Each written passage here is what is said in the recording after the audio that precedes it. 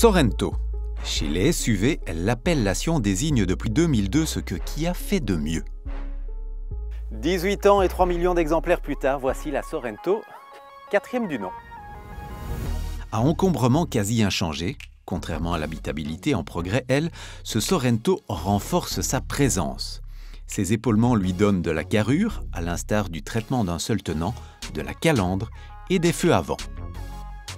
Plus raffiné, ce modèle apparaît aussi plus élancé avec notamment des porte-à-faux courts, des lignes bien saillantes et puis surtout avec ce montant C prolongé d'un béquet. Raffinement aussi à l'intérieur avec des matériaux soignés et un design d'avant-garde à l'image du dessin des ouïes d'aération. Le modèle est aussi disponible en version 5 ou 7 places et ça c'est une exclusivité sur ce segment. Et sur ce segment, eh bien, vous ne trouverez pas de coffre plus grand. Pour ça, ces concepteurs ont disposé ces batteries sous la banquette du milieu.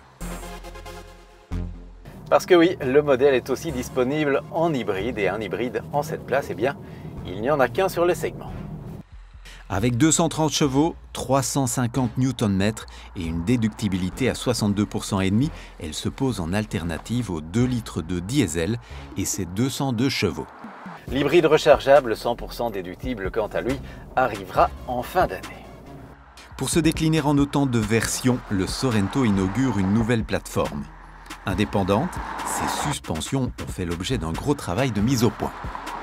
Histoire de renforcer le confort, l'agrément, mais aussi la sécurité.